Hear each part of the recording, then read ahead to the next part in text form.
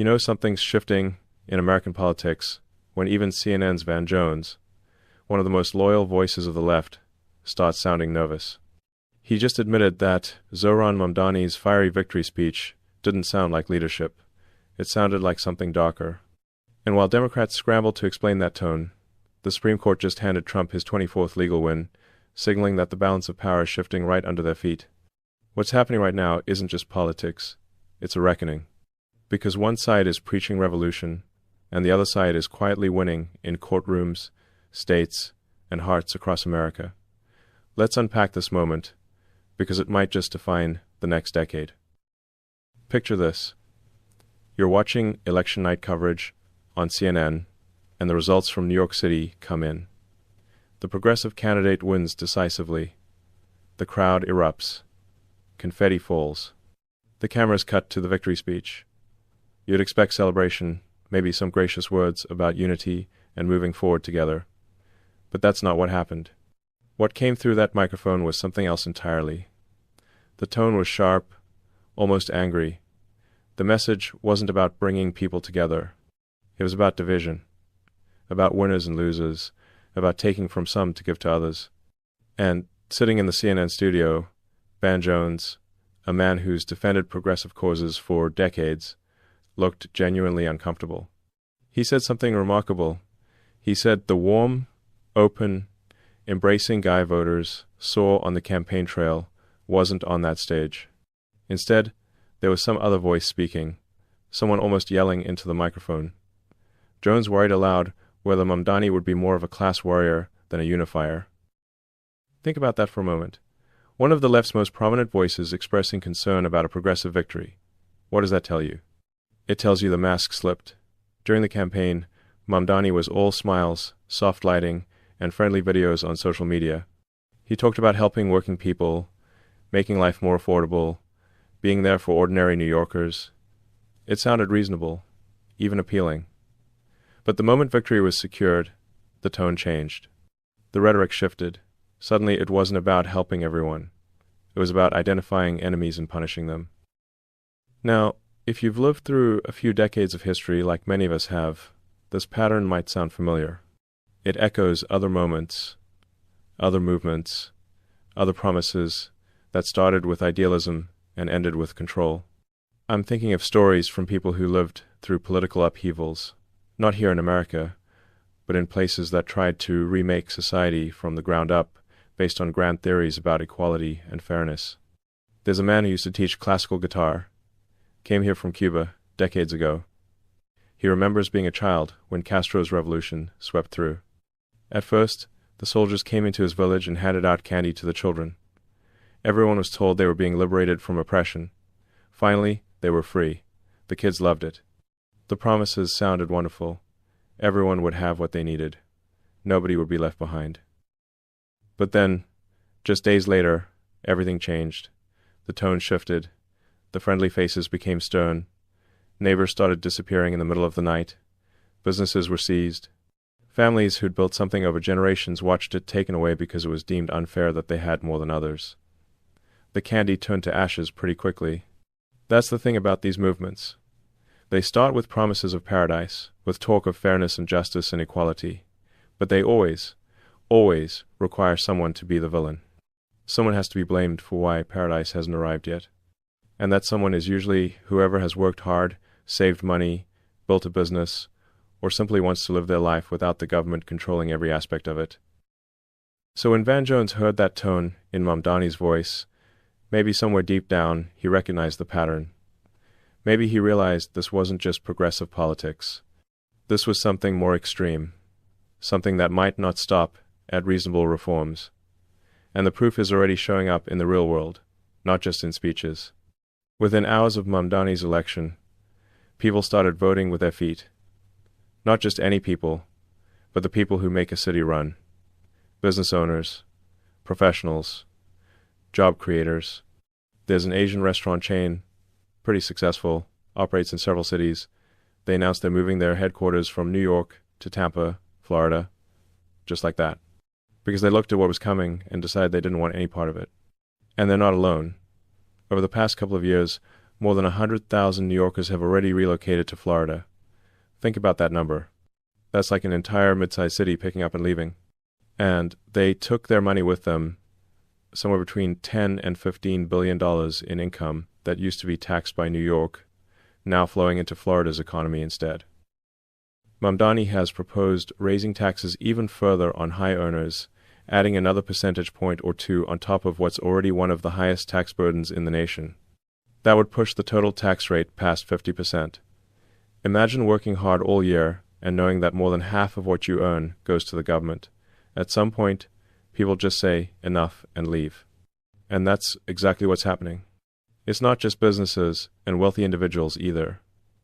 Within hours of the election results, New York's fire commissioner resigned.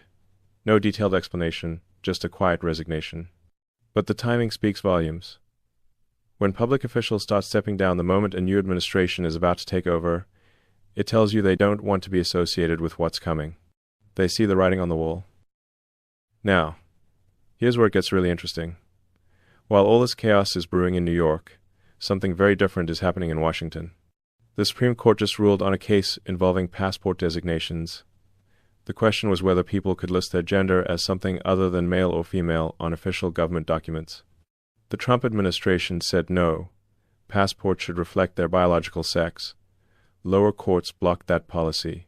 But the Supreme Court, in a 6-3 decision, said the administration was within its rights to enforce that standard. This is the 24th time the Supreme Court has ruled in favor of Trump administration policies. 24th. Let that sink in for a moment. While the headlines scream about controversy and chaos, the highest court in the land keeps saying, actually, these policies are legal, they're constitutional, they're within the proper boundaries of executive authority. What we're witnessing is a quiet but profound shift in the judicial branch. For years, courts have been used as tools to advance progressive social policies that couldn't get through the legislature. Judges would discover new rights in the Constitution that nobody had noticed for 2 centuries. They'd strike down laws based on evolving standards and international norms. But now there's a different approach taking hold. It's called reading what the Constitution actually says and applying it. This isn't about politics in the usual sense. It's about the proper role of government and the limits of power. The Supreme Court is essentially saying that there are boundaries, that not everything is up for grabs, that some things are grounded in reality and tradition and the written law, and more often than not, those boundaries are protecting policies that most Americans consider common sense. The 3 justices who dissented, all appointed by Democratic presidents, wrote that the government was causing immediate harm by enforcing this policy. But here's the thing, when you step back and think about it, is there really harm in having official documents reflect biological reality? Or is the harm in pretending that reality doesn't matter and that feelings should override facts in legal documents? Most people, if you ask them privately, know the answer to that question. They're just afraid to say it out loud because they've been told it's not acceptable to speak common sense anymore. But the court isn't afraid. And that's significant, because it means there's at least one institution that's willing to stand firm and say some things aren't negotiable, some standards aren't changeable based on whatever the current cultural fashion happens to be. This pattern of legal victories extends beyond just this one case. Over the past few years, the Supreme Court has been systematically reversing decades of liberal judicial activism.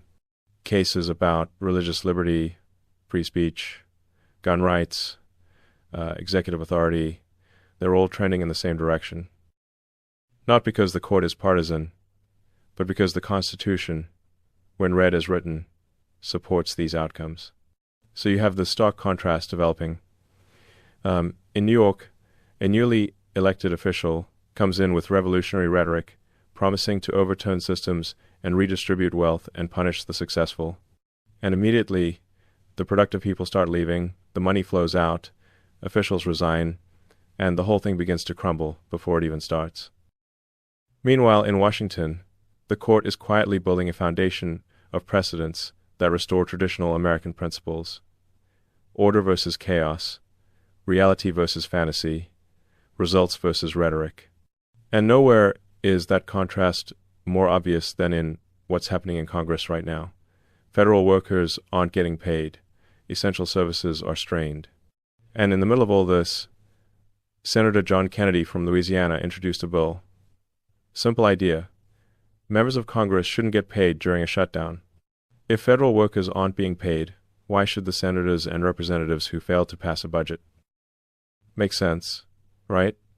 You'd think it would pass unanimously, but it didn't pass at all. It was blocked.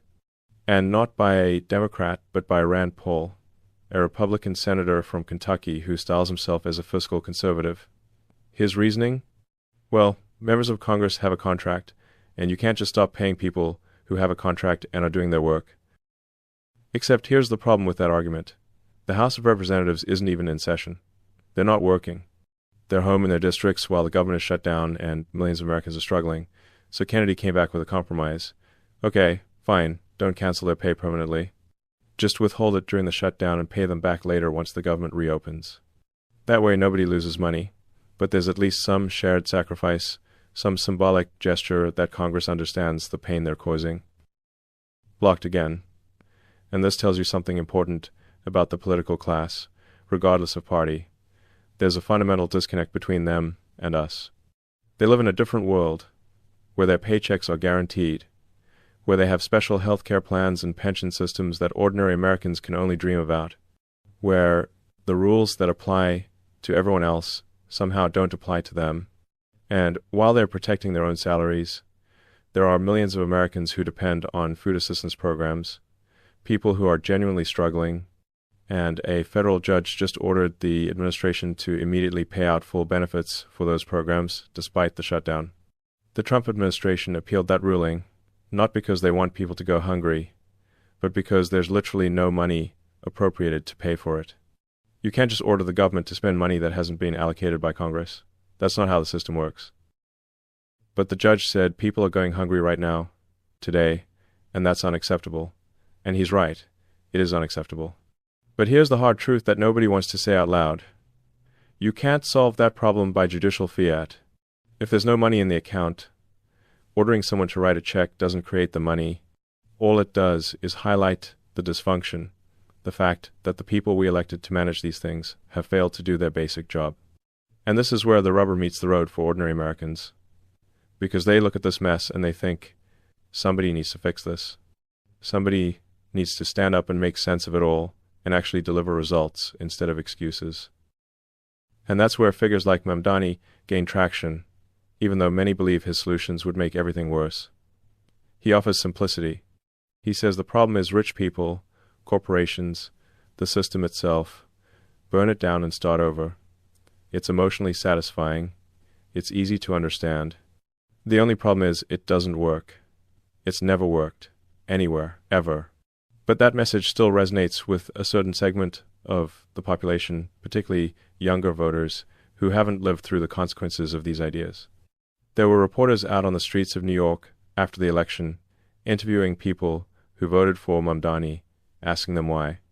And the answers were genuinely revealing, not because of what people knew, but because of what they didn't know. One young woman said she was happy he won, but when asked why, she literally said, "I don't know. I just am." Another said she liked the TikTok videos of him at parties and clubs, that he seemed like one of the people. Someone else mentioned hoping he could get things done but couldn't name a single specific policy when asked. Another supporter said something about making education more equitable and reliable, but when pressed on how that would actually work, the response was, "I don't know." This is what we're dealing with. Not informed disagreement about policy approaches, but emotional attachment to a personality, a vibe, a feeling that someone cares. And to be fair, that's not entirely the voters' fault. They've been failed by an education system that doesn't teach critical thinking or basic economics. They've been failed by a media environment that rewards emotional manipulation over factual analysis. They've been failed by a political establishment that's made everything so complicated and corrupt that burning it all down starts to sound reasonable. But here's what experience teaches you. And this is something those of us who've been around a while understand instinctively. Feelings don't pay bills. Vibes don't create jobs. Good intentions don't fill grocery carts. At some point, reality asserts itself. And when these young voters discover that the rent freeze Mamdani promised can't actually happen because the state constitution prevents it, when they realize that free transit means worse service because there's no money for maintenance, when they watch their favorite local businesses close because the owners couldn't afford the new tax burden, the emotional appeal will fade pretty quickly. There's a generational divide here that can't be ignored.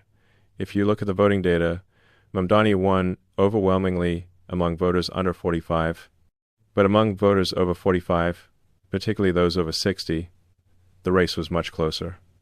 And in some areas, he actually lost. Why? Because older voters have pattern recognition. They've seen this movie before. They remember the promises made by other charismatic figures who are going to fundamentally transform things, and they remember how it actually turned out. They remember the 1,970 seconds in New York, when similar policies led to near bankruptcy, massive population loss, skyrocketing crime, and urban decay. They remember when the subways were covered in graffiti and you couldn't walk through Central Park at night. They remember when businesses fled and entire neighborhoods became war zones. And they remember what it took to fix all that. Decades of hard work, pro-growth policies, supporting police, encouraging business investment, and rejecting the siren song of redistribution. But memories fade. New generations come along who didn't live through those experiences, and the cycle threatens to repeat itself. Unless something interrupts the pattern, unless there's an alternative that's equally compelling but actually grounded in reality. And that's where Trump's approach becomes relevant, not because he's perfect or beyond criticism, but because he represents a different kind of populism. Mamdani is offering emotional populism, the kind that runs on resentment and promises that sound too good to be true because they are too good to be true. Trump, for all his flaws and bombast, offers pragmatic populism. He identifies the same problems, the same frustrations, the same sense that ordinary people are getting screwed by a rigged system. But his solutions are fundamentally different. Instead of punishing success, he wants to create conditions where success is more accessible. Instead of redistributing a shrinking pie, he wants to grow the pie. Instead of attacking businesses, he wants to remove the obstacles that make it hard for businesses to thrive and create jobs. Instead of dividing people into oppressors and victims, he appeals to a shared national identity and common interest. And here's the crucial difference. His approach produces measurable results. You can look at economic data before and after certain policies. You can count the number of jobs created, the wage growth, the business formation rates, the investment flows. You can see the Supreme Court victories stacking up. You can point to concrete achievements, not just soaring rhetoric. That's the advantage of being grounded in reality. Reality doesn't care about your feelings. It doesn't care about your good intentions. It just is. And policies that align with reality tend to work, while policies that ignore reality tend to fail, no matter how emotionally appealing they are.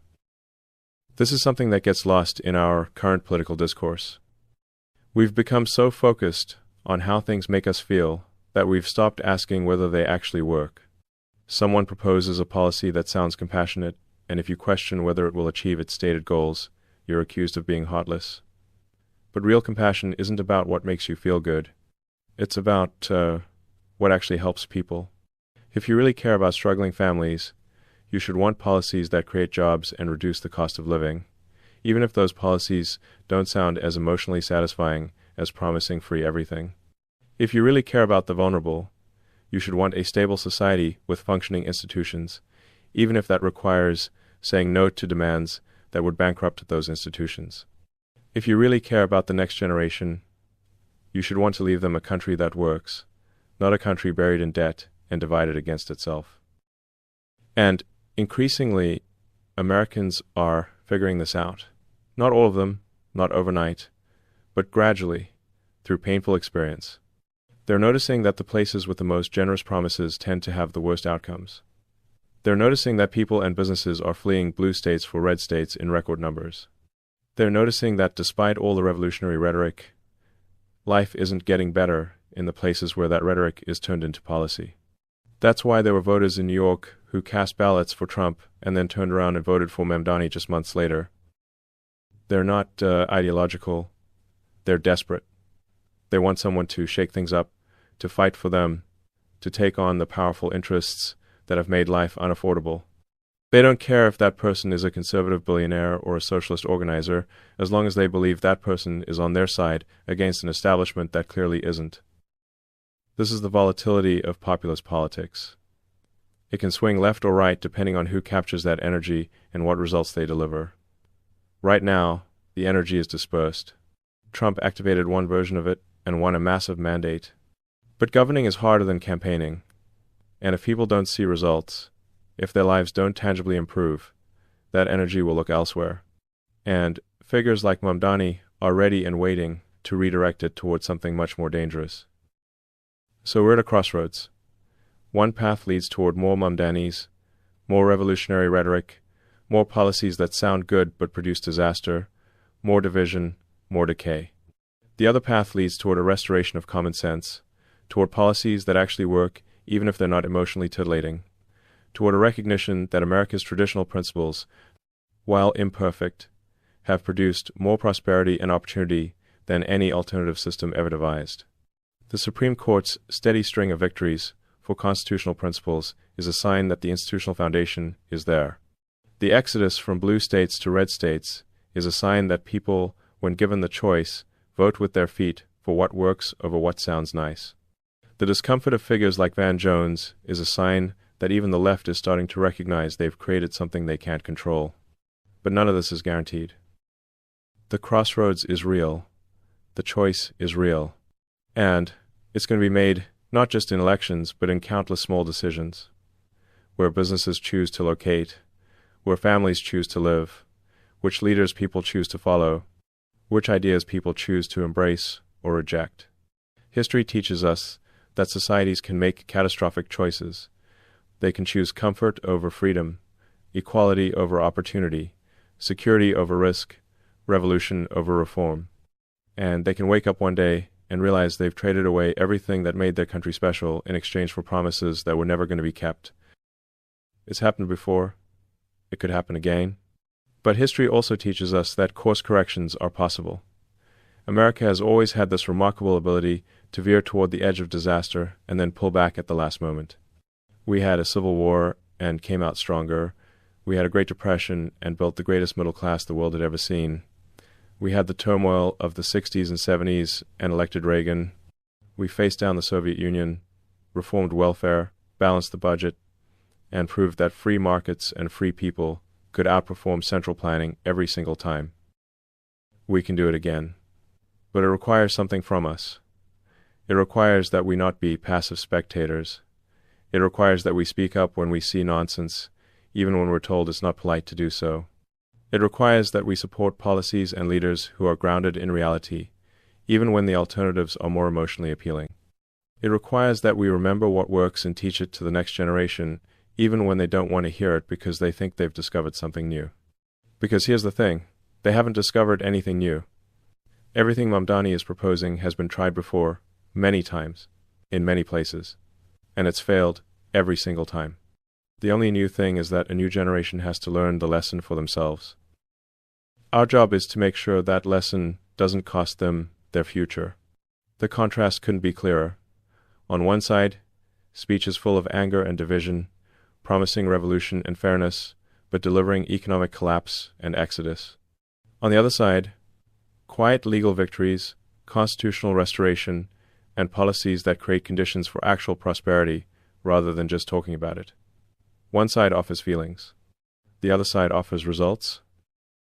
Van Jones's moment of honesty on CNN was significant not because he's some great oracle, but because it revealed the fear that even true believers are starting to feel. They know where this leads. Deep down, they know. They've read the history books. They've seen what happens when populist energy gets channeled into resentment rather than productivity. And they're realizing that they may have unleashed something they can't control. But Americans have always had this instinct, this built-in circuit breaker. When things get too far off track, when the noise gets too loud and the nonsense gets too deep, there's a moment where common sense reasserts itself.